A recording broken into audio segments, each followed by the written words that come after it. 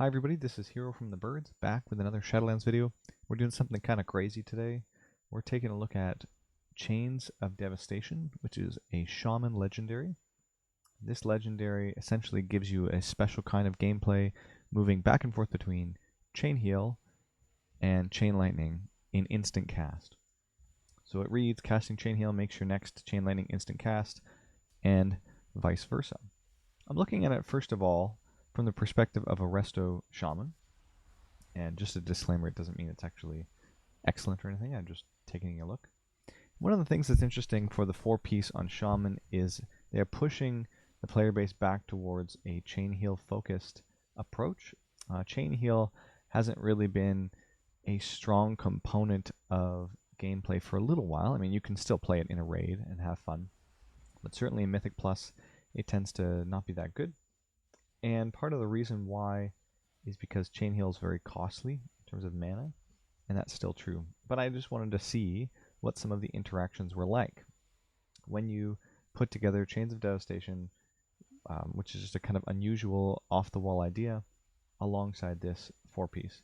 We are going to be playing as Venthyr, and this is in part so that we have another damage profile with chains. And the Elemental Conduit is going to give us Chain Harvest back more often. Essentially, it allows us to get our Lava Surges going without having to tab target to Flame Shock a whole bunch of targets.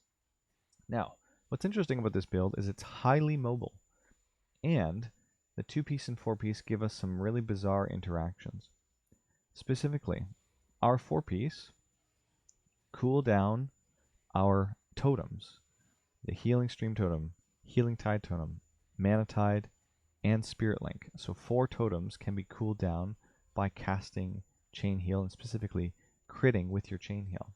And then, when they are dropped, these totems will cast a Chain Heal on your target or on the group. What's interesting is that it uses up the buff that you gain from casting Chain Heal, so this stacking buff you get to make it crit. When you drop a totem and it casts a Chain Heal, it will consume that buff to give critical strike chance to the Chain Heal. And what Chains of Devastation offers us is a unique interaction, because when you drop one of these totems while you have the 4-piece, it produces the Chains of Devastation lightning buff on your character. Meaning you can drop a totem, get a free Chain Heal, and then press your Chain Lightning and it will be instant cast. You can drop another totem right away, and then your next GCD can be an instant cast Lightning Bolt. What this means, we have 1, 2, 3, 4, 5 totems that we can press to produce this effect, and each of those 5 totems, Healing Tide, obviously your Cloud Bursts, your Spirit Link, and your Mana Tide, at least 4 of those are kind of rotational, so you'll be pressing them all the time, and they'll get cooled down quite a bit as your Chain Heals are going off. So there's this bizarre interaction where you can basically game Chain Lightning damage in this game by pressing your totems, which produce a Chain Heal and give you the free or the instant cast Chain Lightning. So I'm going to show you a couple videos, one just of me doing this on the dummies, and then one in a dungeon where I was just testing it out very briefly. We'll go up here to the dummies first, and I'll talk to you about what I'm doing here. Essentially, and I didn't do this as well as I wanted to in the 10 that I tried this in as a healer, but what you want to do is basically have Chain Harvest on cooldown and be firing off as many lava bursts as you can.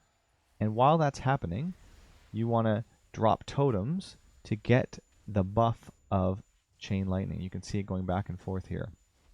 So I'm just consuming these buffs, and you can just immediately go back and forth all the time, as much as you want, but that's pretty mana intensive. Instead, we want to weave in these totem casts in order to get maximum uptime, free Chain Heals essentially that don't cost any mana and make it much smoother. So you can see on the dummies here, we're doing something like 7k sustained damage on, I think it's these 5 targets. And then what I'd ideally like to do is keep Flame Shocking while, like the last 15 seconds while we're waiting for Chain Harvest to come back, and then go back to firing off Chain Harvest with Lava Bursts. It's really mobile. You can see here I never really stop moving in this build, except to cast Chain Harvest, and otherwise you're just pressing this back and forth and firing off your abilities. Let me load up the video so you can see in the dungeon. The dungeon version of this is kind of similar. What I've produced here is a cast at focus macro with a cast at mouse over macro combination for my chain heal. And the idea is when you're doing this combo, you can easily just move around and press chain lightning and chain heal without fixing targets or switching targets. Just go back and forth and back and forth. And then if you needed to, you could come down to your raid frames or your group frames and cast your chain heal at a target that was injured. Otherwise, you just keep it casted on the tank. So I put, Earth Shield on the tank to get a boosted chain heal, and we're obviously using talents that synergize as much as possible with this idea. It's kind of fun. I don't really know if it's good. Obviously, one of the things that Resto Shaman has access to for this coming tier is a insane number of damage-oriented profiles. You have Kyrian Totem with Earth Elemental. You have Skybreaker giving you crazy crit with Venthyr as Resto Shaman. So you can basically have 20-second CD chain harvests, and all of those are critting at 50% value. So there's a lot of things going for the damage side of Resto Shaman, in addition to a lot of the great tools that they bring, like your Spirit Link, and so on and so forth. So I just wanted to showcase some of the weirdness that this offers and the new interactions with your totems so that you can see the technical side of it in practice. And we go on here. I don't think it was a ton of damage. I might have gotten 9 or 10k at different points.